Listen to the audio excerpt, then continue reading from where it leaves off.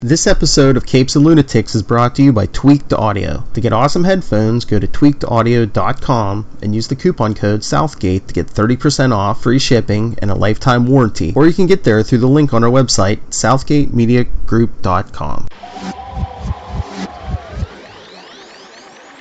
Yeah, surf the beat cause the bass is bubbling. Gotta get it in before it comes tumbling down. There's only so much time to find this kind of rhyme to express my mind. Sweet that has ever been named will eventually Christmas fade like the money time, you turkey. made. Welcome to the CageCast. I'm your host, Charlie, the Professor Esser, and with me as always is my skinny rich friend. Yeah, it's Mozz. Hey, Mozz, always glad to have you back for Season 2, Episode 11 of Luke Cage, the Creator. Shaken by Mariah's latest act, Luke combs the city for a witness. Flashbacks reveal a fatal encounter between the Stokes and McIver families, and that is all they give us in the blurb. Our director this week is Stephen Surgic, Archie Goodwin, George Tuska, Roy Thomas, and John Romita Sr. get our Marvel comic credits here. Our created by credit for the series goes, of course, to Chio Hodari Coker. Nicole Morante Matthews is our written by, along with Matthew Lopez.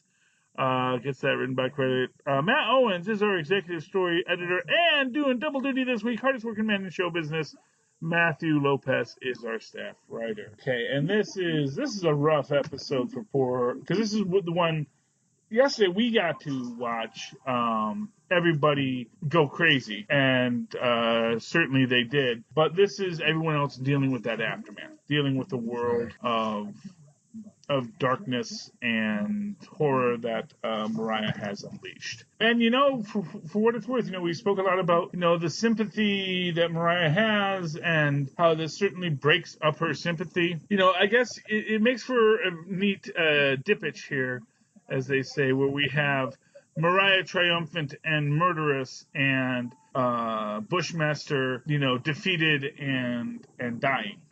Because again, it's this thing to make us feel empathy for Bushmaster. Though again, I have to say, I don't want to feel empathy for Bushmaster.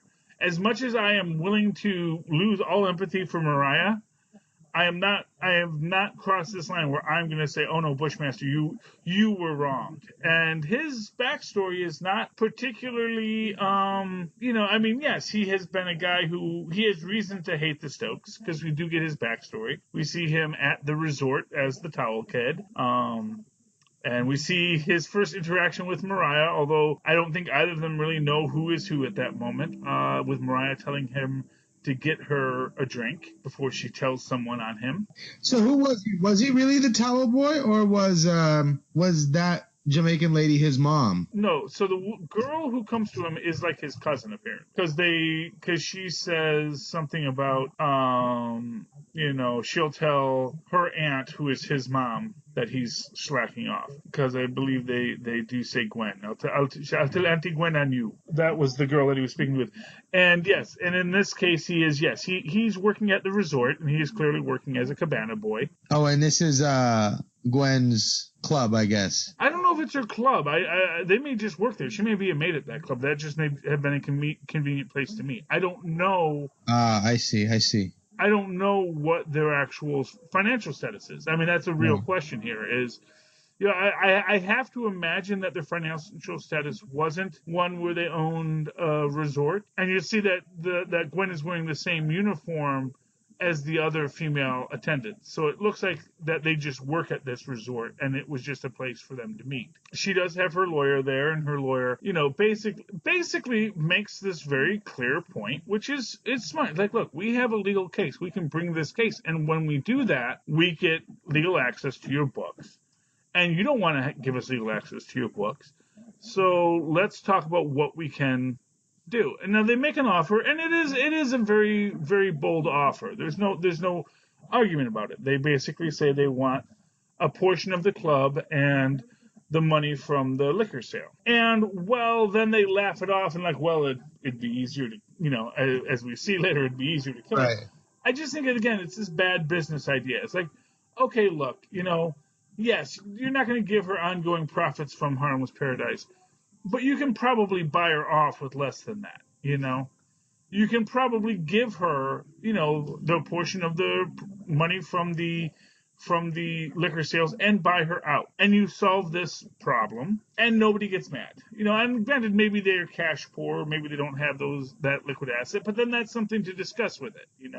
Right. That's ways to approach it rather than approaching it as how do we simply commit murder and make the problem go away. It's the old Incredible Hulk thing. Have we tried killing them yet? You don't want me to have to ask that question. Yeah, exactly.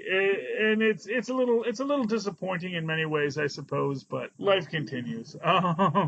And of course, if it wasn't for the overreaction of Mom Maybell, we wouldn't have this whole story at all. Because, and again, like I said, this whole idea about burning them, it's such a crazy way to approach this story.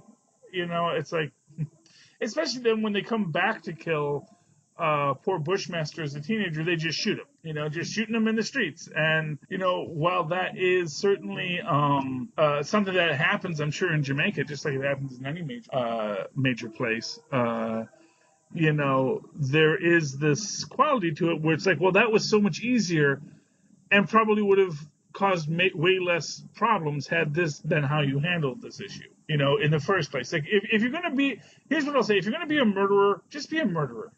Don't get artsy about it. Right. No one really wants your poetic justice.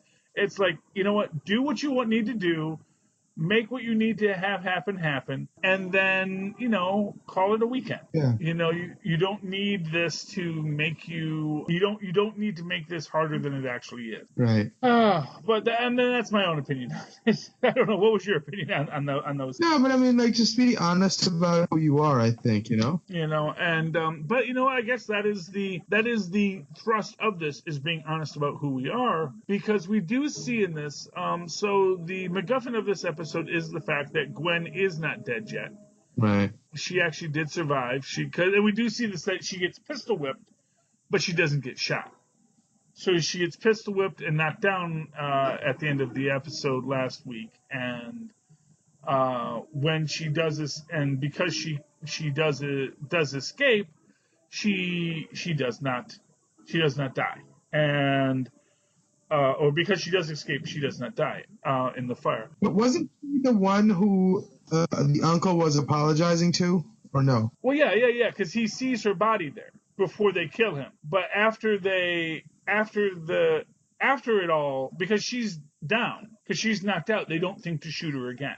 Right. So afterwards, she gets out. So after Mariah and all them leave, after they've killed her husband, they all leave, and she sneaks out the back. Gotcha.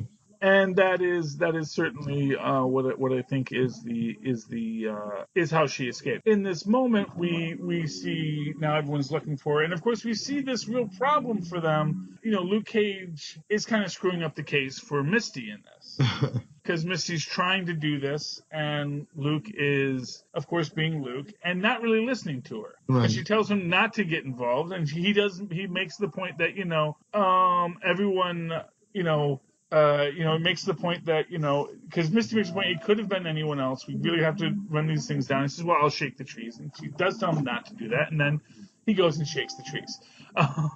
Right. Yeah, and it's got to be a little frustrating for Misty on that level, just because it is Luke being Luke and terrorizing people. Right, but at the same time, it also could very well be that she's disillusioned by the job, yet again, been sweet-talked into believing that the job is one way when it's not, Yeah. And especially when you have something as stark and as crazy as what happened at Gwen's Cafe, you have to rethink the way you've been going about it. For the longest, he's been clear about what he thinks the police are able to do and why he even needs to be involved. Well, yeah, and that is an evolving quality that we see throughout this episode. And when we get to the very final aspect of the episode, because it should be remembered, we've been getting these hints at this idea of people saying, man, if I had your powers, it would all be, straighten up and fly right, or, face the wrath of Bulletproof Man. Exactly. and that is the quality that we are dealing with here. And it is this evolution of the characters as they progress, with Luke trying to come to terms with what he is supposed to be. What should he be for Harlem? But even in thinking of himself as the possible future king of Harlem, isn't he falling prey to hubris again? Well, yeah. Well, of course he is, and that I think is something that we're going to see playing out. Is this idea of how do you, and I guess the short answer is how do you not have hubris as the king? How do you not fall into your own darkness as you're building out this story? And I think that's really the problem that Luke Cage has here, is that he is the bulletproof man. He has this power, he has this responsibility, but then how do you find the balance between that power and risk? Because when it's, and I think this is something I've talked a bit with Batman just killed a guy recently again in the books, and I know Phil and Lilith and I were having a conversation on Capes and Lunatics. Scroll down. About this last night, about how once you cross that line, it becomes this idea of how do you stay a hero? How do you stay a hero once you've crossed that line? How do you stay a hero once you've decided that, oh no, it's okay for me? I still think that I have the answer, that it has to be a life for a life kind of thing. That's the only way we can manage this dynamic and still allow people to have the freedom to take the life when it's necessary, is to say, if you really are going to be a hero and take a life, you need to give yours in return. Now, you can give that life towards the cause and become, if there is a suicide mission, blah, blah, blah, you're the first one to go. You get sent into a queue of things like that. But if you are going to take a life, and if it is truly necessary, you got to give yours in return. That's the only way you can redeem your own identity as being a hero. Yeah, except that he's the bulletproof man. So his life isn't really something that can be it can't really be up for sale. You know what I mean? He has to, there's not going to be there are very few situations where when he has to stop a threat, that threat is going to really be a threat to him. Well, then if that's the case, then he has to give up his metaphorical life. His claim or his right to have a normal life needs to go away, and he needs to dedicate himself to redeeming himself. No? Well, yeah, but of course, if you just stay a hero, right, and don't take that life, if you don't cross that line, you don't need to redeem yourself. That's fair. You can actually live your life and say, that is the whole point, is that I need to live my life. I need to understand that there is a line I do not cross, and I will never cross that line. Right, and I think that's what would cause somebody to have that question in their mind, so that they can answer it. Having to make that call would force you to ask yourself that question, be like, maybe it's not worth it. Well, and I think honestly, my honest take on it is I don't think it's worth it. I don't think it's ever going to be worth it for a guy like Luke Cage or a guy like Superman or even a guy like Batman to say, I'm going to cross this line as much as this person deserves it, because then why don't I cross that? Because every time you cross a line, it becomes easier to cross. It's like, here's a way to think about it. How every action has an equal and opposite reaction? And if you if you step on a skateboard, you push that skateboard back, and it is this idea that once you step on that line to cross it, you've now also moved where that line is. Because now it's gone from being this metaphorical rule of what we have as our limitations as heroes. Now it's become, oh, no, this is the time when I broke that rule. And now we can say, well, is this like that time? Right, but that's why you've got to remove yourself from the subset that we measure to get that answer, You can't be part of the human race anymore, essentially, so that the rest of us can still stay safe in that way of believing the world, Yes, but, I guess the obvious argument is that Luke Cage isn't a part of the human race anymore. He hasn't been for a long time, and that's kind of his cross to bear, is that he is separate from people. Right, and that's what he gets. That I guess whether or not he chose it or not, that's his lot. And I guess yes, but if he still but the thing is that if you want to be basically, and you have this with the Punisher. Now the Punisher has made the choice to be the killer. Right. And he is the perfect embodiment of this. He does not have a human life. Right. He does not have even Micro is not, he doesn't go to Thanksgiving. He doesn't go and be friends with them because he knows he can't. He cannot. He does not get to have that because he is given up his humanity Right. for this cause, and that's great. But that is not anything that anybody really, unless you happen to be Frank Castle, grieving over the loss of your family that you can never, ever, ever get back. There's no way you're going to want that. There's no Right. way that's a fair deal. And Right. That's my point. Right. well, exactly. And I think that's everybody's point. And that's why I think that, really Luke Cage has to have this limitation. And you have to have this limitation that says, and right now he's like, I should have, because that is his thing. I feel like I should have. And Misty says, that's not who you are. And I think it's important to always remember that's not who Luke Cage is. And, and I think that's what Danny gives him a bit too here, is this idea that we have to find our balance, We have to find a way to be the people that can be both superpowered and serve this world without becoming the monsters we are trying to fight ourselves. And in our final scene in this, of course, we do get this idea that, Harlem needs a king. And if Harlem must have a king, then it should be him. Because, of course, if you are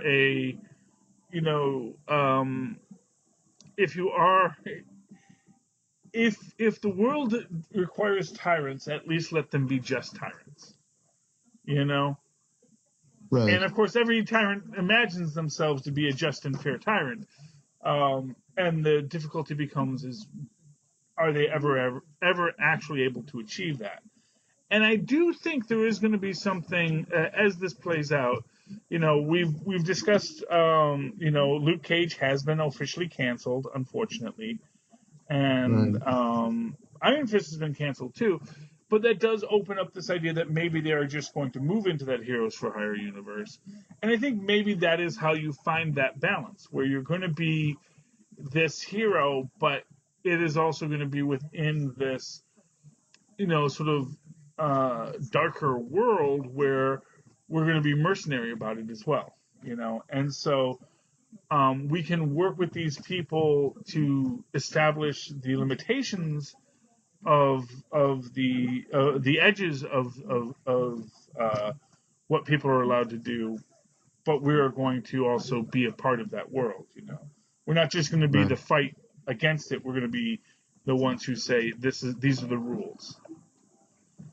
We're basically going to be running a protection racket, essentially. Yeah. No. I mean, that's totally fair. Yeah, and that's where we may be going. We don't know yet. We have to see where it goes eventually. As it plays out, in this episode, we do find Luke does find Gwen, and then loses her really quickly to Shades.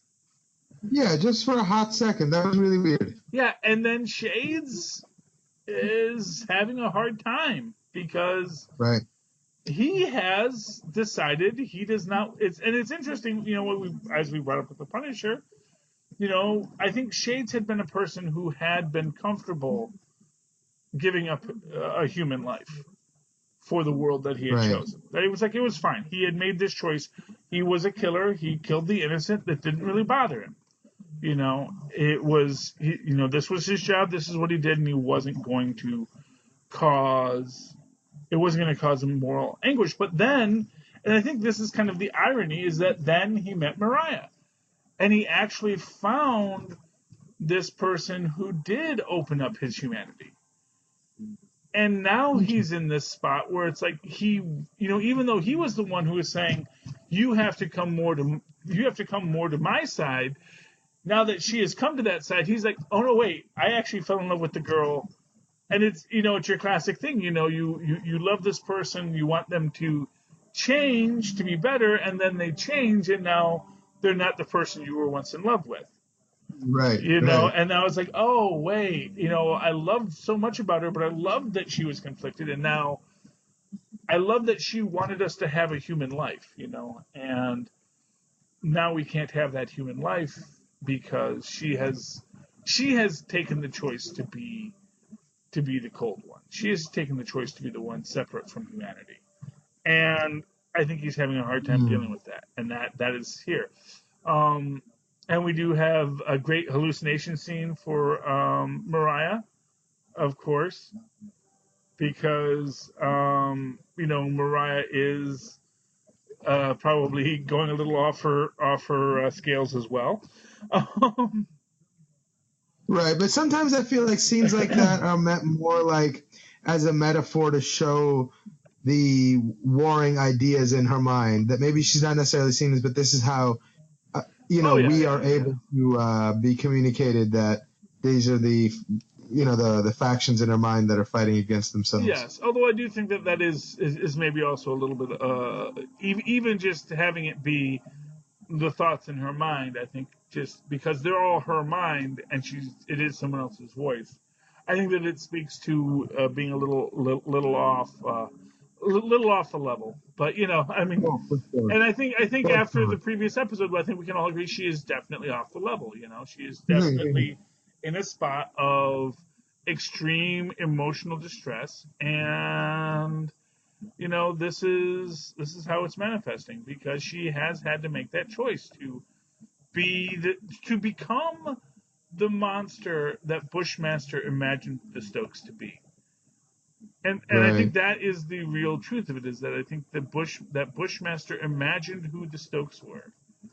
And imagined that it was something in the blood, not just something in the person. And now, because of his pushing this, she has been forced to, essentially the bloodline has asserted itself, and she has been forced to become the Stokes that she was trying to not be. She was trying to be human, and now she cannot. And I do wonder if, as this plays out, if we don't see that Stokesiness playing out elsewhere with Tilda as her story moves on. Because right now, it's still, I am a healer, but I do wonder if her proximity to Bushmaster is going to push her maybe in seeing, because of course the darkness always starts with righteousness, It is, I was wronged, so that is why I must do this. Right. But in the end, I think the story about Bushmaster's past wasn't meant to humanize him in our eyes. I think it was meant to humanize him in Tilda's eyes. Yes. They need us to buy that's how she gets turned. Mm-hmm. Yeah, and she is definitely getting turned in this. Yeah, and it is certainly a dark path that they have to walk. I don't think that there is an easy way to do this. But we do manage to save Gwen in this, right? Gwen is found, and Yep. we are going to process. The one he finally gets to see. What's the uncle's name? I want to say it was Anasi. Anasi, right. Yeah. He does get to his body. Yeah, and honestly, it's like, he arranges to get together. Yeah, it was very sad, but we had to get through it, and this is going to lead to the undoing of Mariah, and of course we've also tracked down the pearl handle gun and who was killed by it, not just what's her name, the girl from the first season, but also we see that that's the gun that killed Tilda's actual father. Yeah. Yeah. So it is. Cornell killed Uncle Pete, though, didn't he? Yeah, Cornell killed Uncle Pete, but with that gun. Right. That was. No, but because Misty seems to think that she's going to catch Mariah with it, but she's not the one who actually killed Uncle Pete. No, but that's it's the irony of evidence. It doesn't matter that she wasn't the one that pulled the trigger; it's her gun. Right. So they can tie it back to her, and this is the idea. And yeah, there might be a way to not tie it to her. Maybe she can fight it, and certainly that is where things are going to be progressing over the next couple of episodes. But I think there's a lot more to play out here, and it is a really exciting story as it plays. So, Mozz, final thoughts on tonight's episode? No, I think we covered everything. I think we did. This has been a great episode. Next week, I guess you and I will finish the last two, and then we'll start getting our fists ironed up for the path of the Iron Fist. Okay. For the very last time. Yeah, for the very last time. Yeah, and this is for the last time here.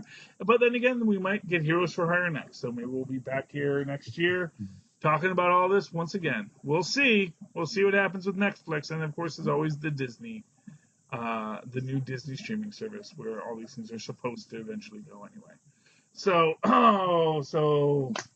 sweet sister, ladies and gentlemen, thank you for joining us here on the CageCast. Please step into the cage with us once. Oh, we've got 2 social media. Mozz, how can people find you? They can email me at mozzmanzor@gmail.com or find me on Facebook under Mozz Manzor. That's MOZZMANZOOR. And, of course, you can always write to me in the old-fashioned email way the way our Mozz and possible instead at superconnectivityblog@gmail.com. That's superconnectivityblog, all one word, @gmail.com. And, of course, follow me on the Twitters, live tweet Agents of S.H.I.E.L.D. and Gotham and Cloak and Dagger and everything else. At Charlie Esser, that's CharlieEsser. Look for the 2 E's in the middle for quality. Ding. Sweet Christmas once again. Ladies and gentlemen, thank you. Thank you, sweet sisters, sweet brothers, sweet uncles and aunts, me brethren, as we say in Jamaica, for joining us in the CageCast. Please step into the cage with us once again. Good night.